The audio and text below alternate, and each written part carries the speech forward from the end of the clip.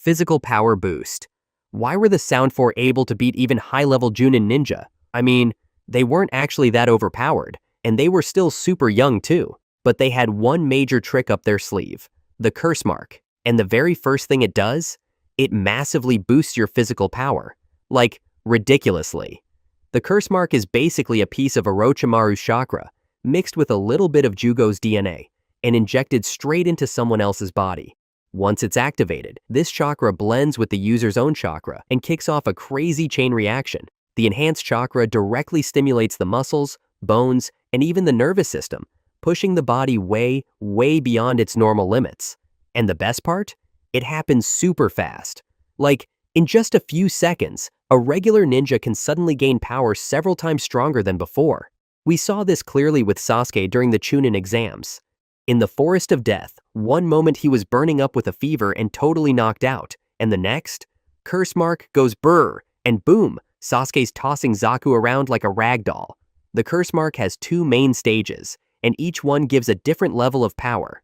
The first stage is actually kinda mild. Well, as mild as getting superpowers can be. When it's activated, black markings spread across the user's body. At this point, their strength, speed, and reflexes go way up. Like, we're talking seriously fast.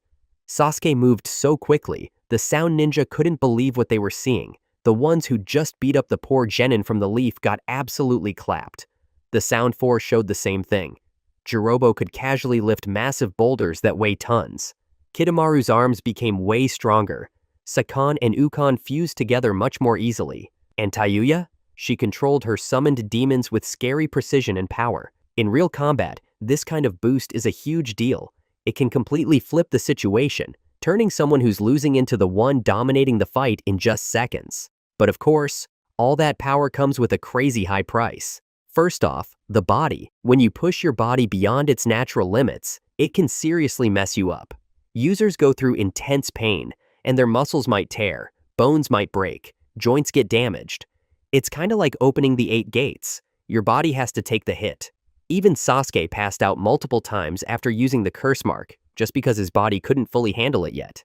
When we compare the curse mark to other power sources in the Naruto world, it has some pretty clear strengths, and also some big weaknesses. The biggest advantage? It's instant. You don't need to train for years to get strong. Once the curse mark is implanted, boom, you can use that power in battle right away. No waiting, no grinding, just pure upgrade. But when you stack it up against things like Nine-Tails Chakra or Sage Mode, the curse mark definitely starts to fall short.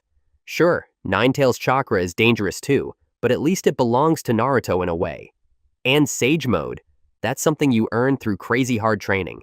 Plus, both the Nine-Tails Power and Sage Mode have way more potential for growth. They can evolve and get stronger over time. The curse mark, on the other hand, has a pretty solid ceiling. It can only take you so far. That physical power boost from the curse mark definitely shook up the Naruto story though. It explained how Sasuke suddenly got so much stronger, and why he started pulling ahead of the other kids around him. And let's be real, since Sasuke was always meant to be Naruto's rival, he kinda had to get a buff like that. Naruto had the Nine Tails, so Sasuke needed something wild to keep up. The curse mark was that equalizer. Chakra boosting power. Orochimaru's curse mark basically works like a chakra battery. It's a stash of his own chakra, planted inside someone else's body. Now, Orochimaru's chakra is seriously nasty. If you want to know just how strong it is, just look at the 8-headed serpent jutsu. That insane move came straight from the chakra, stored in the curse mark on Sasuke's body. Yup, that much power. We can totally see this in Sasuke's fight against Naruto at the Valley of the End. When he activated the first stage of the curse mark, Sasuke could suddenly spam Chidori over and over. Before that, he could barely use it more than once or twice a day. The extra chakra from the curse mark let him keep going with these high-cost jutsu, like it was nothing. At stage 2, the difference is even crazier. Sasuke could launch back-to-back heavy attacks, and even go head-to-head with Naruto in one-tailed cloak. And it wasn't just Sasuke. The Sound 4 had the same kind of power-up. Kidomaru could fire giant spider arrows with massive force. Tayuya summoned and controlled her demons for a long time. All of that? Thanks to the overflowing chakra from the curse mark. That's also why they were able to overwhelm elite ninja like Genma and Raido. But yeah, there's a massive downside. That chakra doesn't belong to the user. It still carries Orochimaru's will in essence. If someone relies on it too much, they slowly lose control. They become more violent, more unstable, and easier to manipulate. The human body just isn't built to handle someone else's chakra long term. Forcing it in causes serious damage, both physically and mentally. Body transformations. Everyone remembers that moment when Sasuke suddenly grew those creepy demon wings during his fight with Naruto at the Valley of the End. Or when the Sound Four straight up turned into actual monsters. That's because Orochimaru's chakra attacks the user's DNA directly. It messes with their cells and completely changes how their body works, unlocking transformations that would normally be impossible. Yeah, the curse mark has 2 clear stages. Stage 1 is kinda chill. It makes your skin tougher, gives you sharp claws, and buffs your muscles. But stage 2? That's when things get wild. The user's entire body starts to change. They grow weird extra parts. Sasuke got demon wings and could literally fly. Kimimaro turned his whole body into a deadly bone weapon. Kidomaru looked like a giant spider with 6 arms. Though to be fair, that guy already had 6 arms from the start. This transformation gives a huge combat advantage. Sasuke used his wings to dodge, block attacks, and fly around like a boss. And let's be honest, in the Naruto universe, if you've got tons of chakra and you can fly, you basically become everyone's dad. Kimimaro even grew a tail to attack people when his arms and legs were locked down.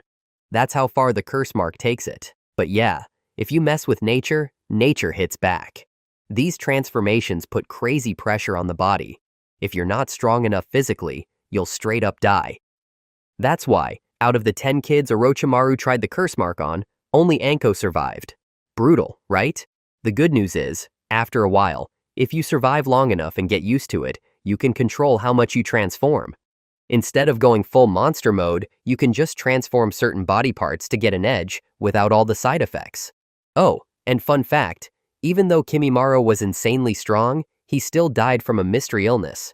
Dude basically ran out of calcium, like he used up every last drop of bone energy in his life. Regeneration power. Now here's the thing. Not everyone with the curse mark gets regeneration powers. Sasuke didn't have it. Anko didn't have it. Even the Sound Four didn't have it. So what made Kimimaro special? It all comes down to his unique bloodline ability, Shikotsumyaku, the Kaguya clan's power to control bones. When that mixed with Orochimaru's intense chakra, it massively boosted Kimimaro's ability to regenerate his bones like crazy. In stage 1 of the curse mark, this power was still pretty limited. It could only help heal minor injuries.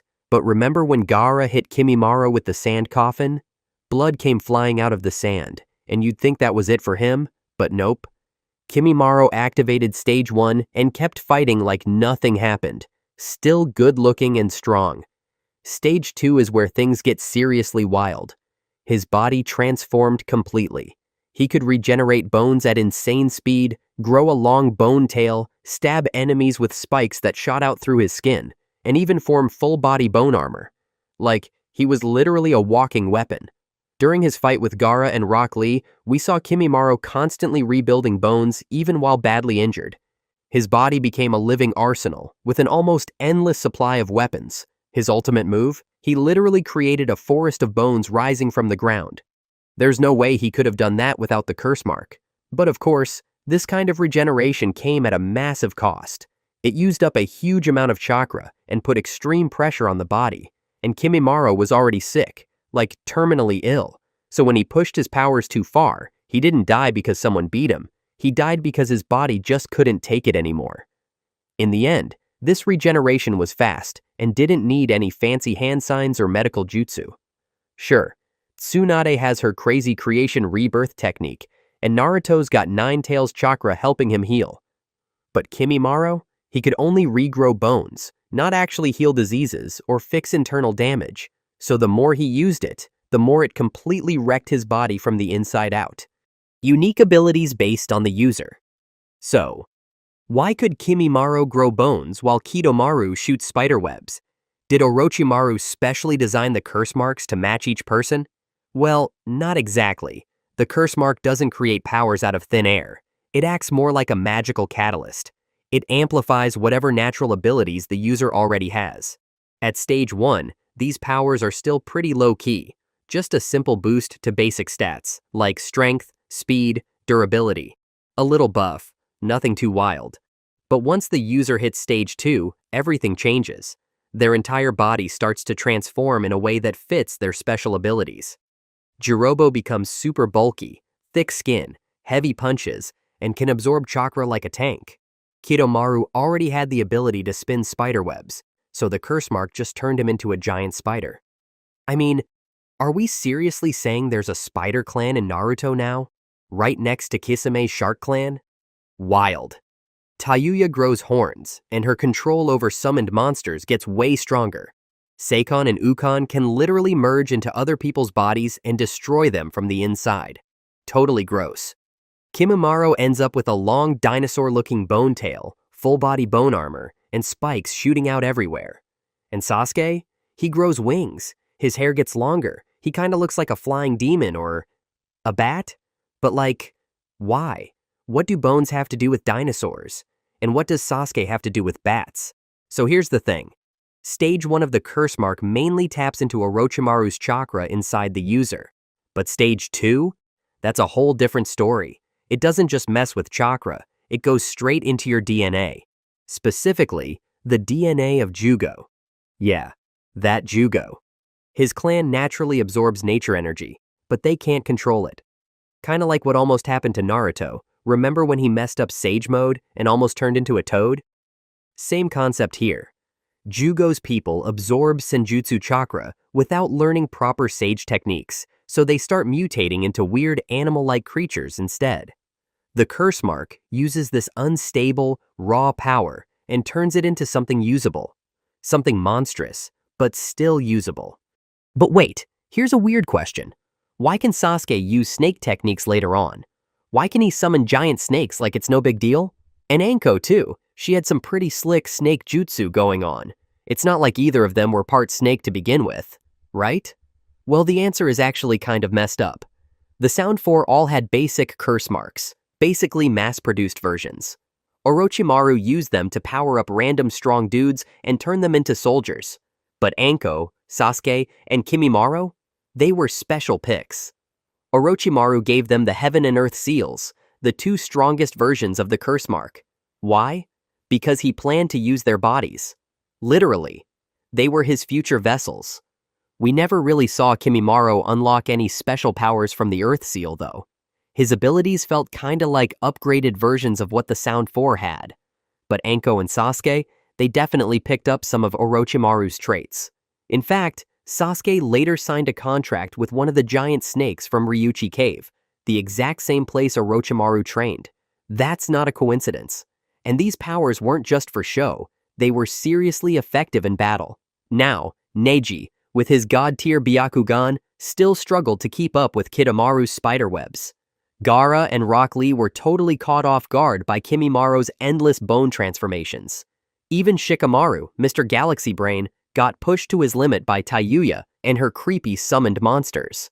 But, of course, the more they used the curse mark, the more Orochimaru's influence grew inside them. His chakra flowed through their bodies like invisible strings, ready to turn them into puppets at any moment. And let's not forget, every time someone activated stage 2, they became more aggressive, more violent. Jugo's special healing power. So, here's something kinda amazing. Jugo once saved Sasuke's life just by sharing his own cells. This is one of the rarest abilities tied to the curse mark, and honestly, only Jugo can do it. Unlike regular medical ninjutsu, Jugo doesn't need to know any healing jutsu at all. His body is literally the original source of all the curse marks that Orochimaru ever created. So when Jugo activates his stage 2 curse mark, that dark chakra lets him rebuild his own cells, and even transfer them into someone else. It's almost like a live tissue transplant, and it happens super fast. No fancy seals, no hand signs, just raw, direct regeneration. We saw this in full effect during Sasuke's fight with Killer Bee. Sasuke was completely wrecked, basically 1 foot in the grave. Even Karen, the team's main healer, couldn't do much. But then Jugo stepped in, gave up part of his own body, and used his chakra to keep Sasuke alive. No doubt about it, That move totally saved his life. It seems like this kind of cell-sharing healing might work for anyone who has the curse mark. But by that point in the story, only Sasuke and Anko were still alive with the curse mark, so we never really saw anyone else try it. Orochimaru's resurrection. Through the curse mark. Did you really think Orochimaru died after Itachi sealed him away? Yeah. No. This guy is ridiculously hard to kill. He's basically the leech of the ninja world. He just keeps coming back. Turns out, the curse mark isn't just a power boost. It's also a backup drive for Orochimaru's soul. Every time he puts a curse mark on someone, he doesn't just give them a piece of his chakra.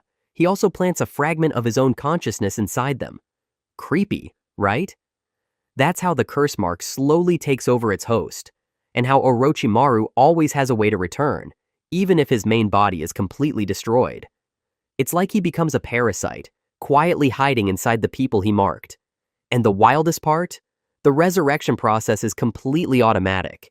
Remember when Sasuke used a piece of Kabuto's flesh and pressed it against Anko's neck? He used a special jutsu to unlock the curse mark, and boom, Orochimaru came back to life, fresh and fully loaded. Anko basically became a gateway for his comeback. So yeah, killing Orochimaru is way harder than it looks. You can try to seal him, suppress him, or lock him away, but you can't really delete him for good. The only real way to get rid of him is to let him out. Just like how Itachi made Sasuke forcibly release him, or how he crawled back through Anko. That's the true danger of the curse mark. It's not just a power-up. It's a trapdoor for Orochimaru's Earth Release Barrier, Earth Prison Dome of Magnificent Nothingness. This jutsu is Jirobo's super tricky defense and chakra-draining technique. First off, he literally slams the ground and builds a giant dome of earth around his target, locking them inside. The walls aren't just dirt, they're packed with chakra that automatically heals any cracks or damage. And, as long as Jirobo keeps his hand connected to the dome, he can suck chakra out of the prisoners inside. They get weaker and weaker over time, while he's literally feeding on their energy. For him, it's like draining his enemies for both torture and fuel at the same time. But the chakra in the walls isn't spread out evenly. The side opposite of where Jirobo is standing is thinner, making it the weak spot. If the people trapped inside are smart enough to figure that out and throw a strong enough attack at that exact spot, they can totally break out. And unlucky for Jirobo, even though there wasn't a Rock Lee in that dome, there was Shikamaru, the dude who can read his enemy's weaknesses like an open book. Insect deception. The most dangerous enemy is the one you can't even see. That's exactly how this jutsu works. A perfect ambush move. The Kikaichu bugs are silently commanded to burrow underground, creeping up on the target without leaving a single trace. Then, at the perfect moment, they erupt like a ruthless swarm, latching onto the enemy and immediately draining their chakra. This technique is absolutely deadly in one-on-one fights, or anytime you need to wear down your opponent's strength before dropping the final finishing blow. However, its success totally depends on how much chakra the target has. If the enemy's chakra reserves are ridiculously massive, way beyond what the Kikaichu can absorb, the technique becomes useless. Secret technique: Mist Rain. Kirigakure's Hunter Nin got one of the most savage chakra-absorbing jutsu out there.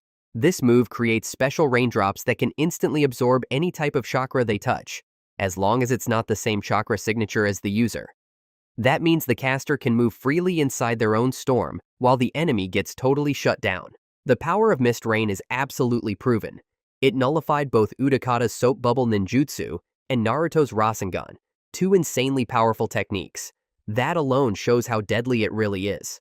This jutsu is basically perfect for assassination missions, or locking down a huge area without ever revealing your position. A Hunter Nin can totally weaken their target from a safe distance, then slide in to finish the job once the enemy's already drained and helpless. Execution by Kiss.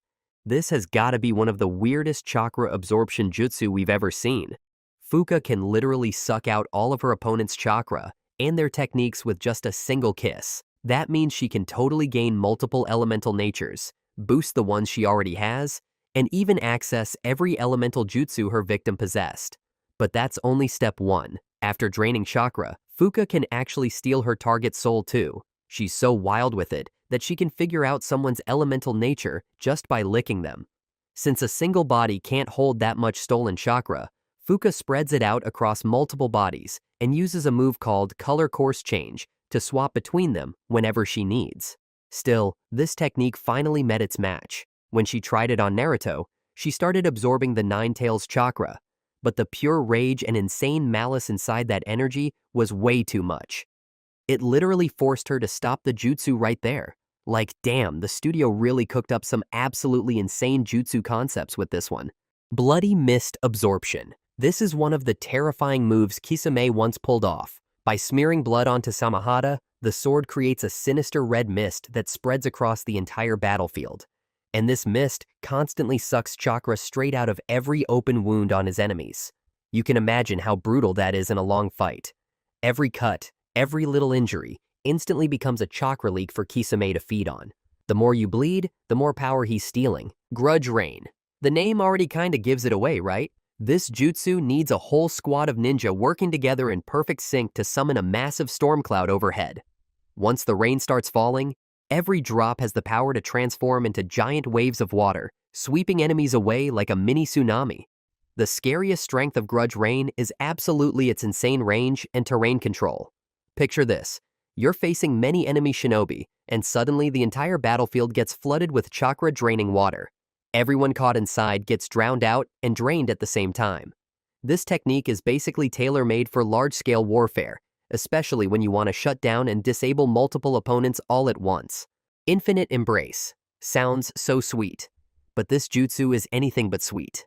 Infinite Embrace creates a glowing purple chakra barrier that works like a brutal crushing machine. It slams down on the enemy with insane physical pressure while also draining their chakra at an absolutely ridiculous speed. And only monsters like Naruto with the Nine Tails chakra could possibly break free. Twin Lion Fists. This is a top-secret high-level gentle fist technique only passed down to the Hyuga clan's main branch. The user shapes the chakra flowing from both hands into massive lion heads that act like giant extensions of their strikes. Not only does this massively boost their attack range, it also cranks the destructive power up to a whole new level. The lion heads can literally drain the chakra network of anyone they touch, turning every single hit into a deadly energy absorption strike. The more you get hit, the faster your chakra gets eaten away. Twin Lion Fists can also be combined with 8 trigrams 64 palms, creating some absolutely devastating combo attacks. And of course, when it's amped up with Hagoromo's chakra, this move becomes even stronger while still keeping that terrifying chakra absorption effect. Fire Release. Heavenly Prison. This is a brutal imprisonment technique used by Mui's clan. When it's cast, a special sealing formula gets carved onto the victim's body. That seal blocks them from molding chakra or using jutsu, while slowly but steadily draining their chakra over time. Moi used it on the prisoners of Hozuki Castle, turning them into completely helpless slaves. If the victim tries to move too far away from the caster, their body literally ignites from the inside and they're burned to ashes. The user can also manually trigger the seal to combust at any moment, making it an instant execution tool.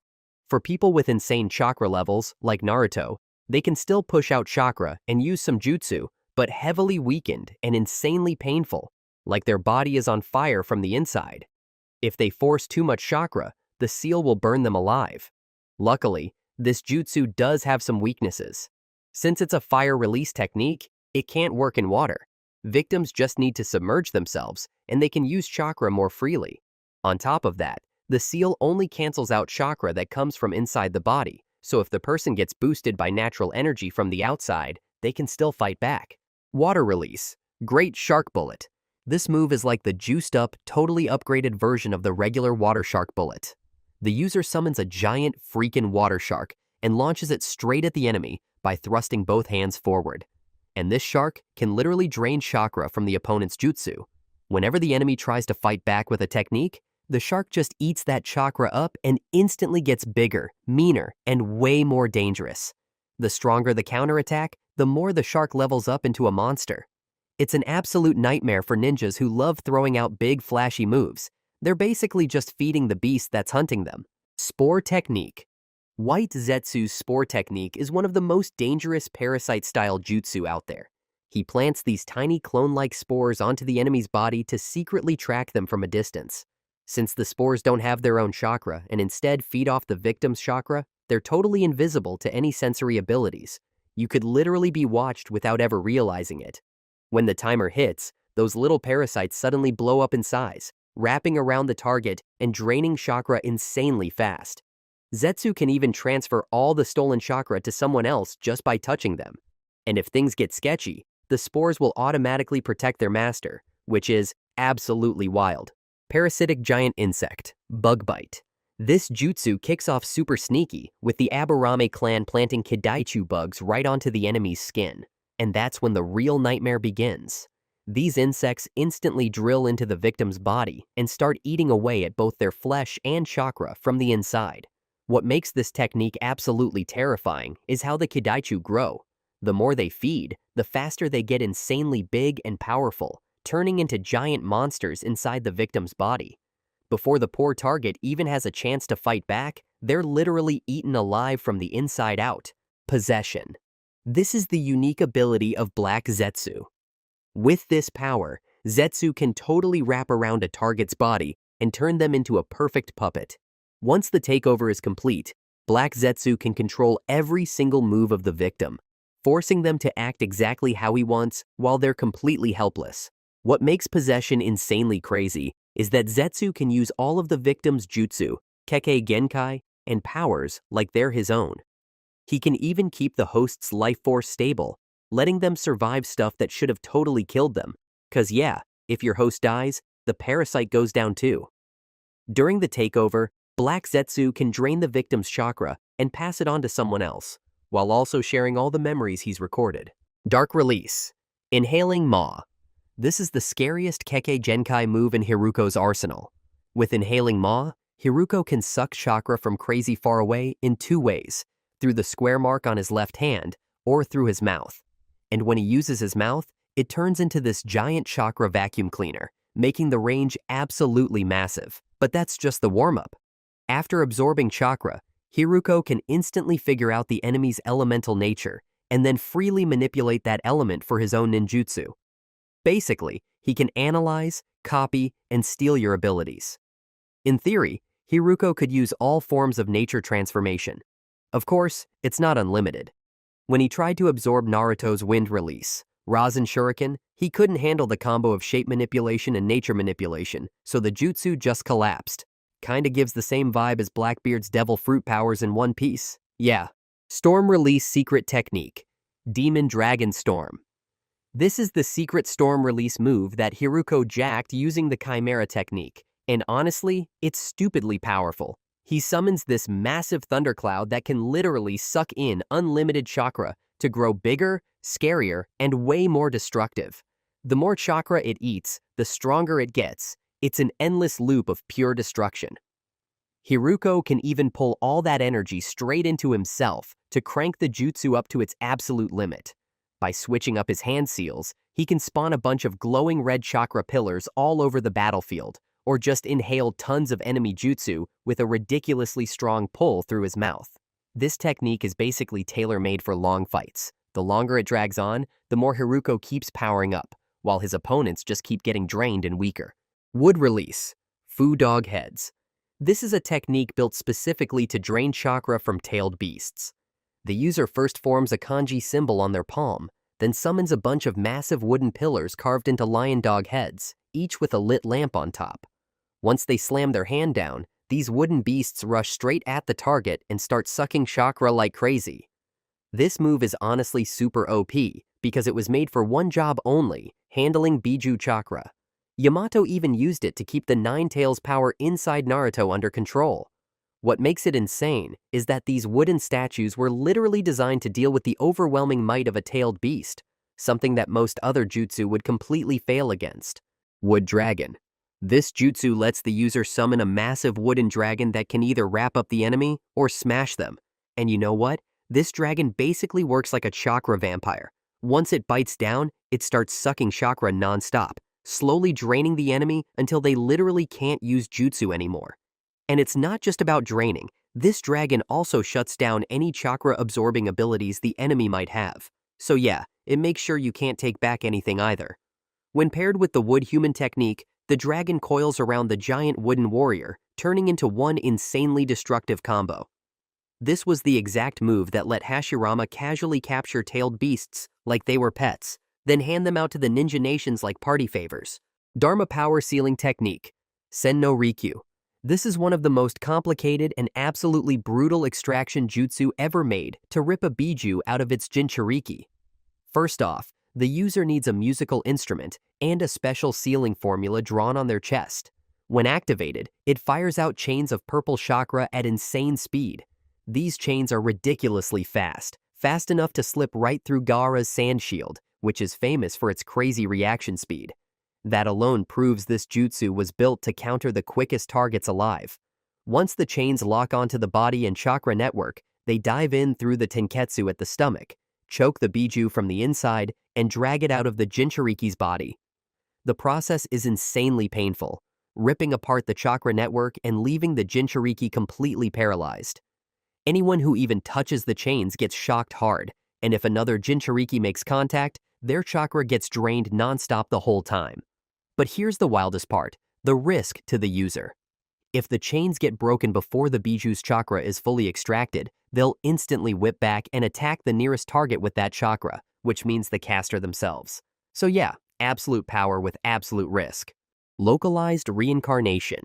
Explosion Toneri. Otsutsuki's localized reincarnation explosion is basically the definition of absolute power in the Naruto universe. The move looks simple, but it's insanely brutal. Toneri channels his entire chakra cloak into one hand, forming a glowing green sphere that can pierce straight through a target's body. And here's the kicker. While it passes through, it absolutely drains their chakra, knocking them out instantly. The destructive power of this jutsu is on a totally different level.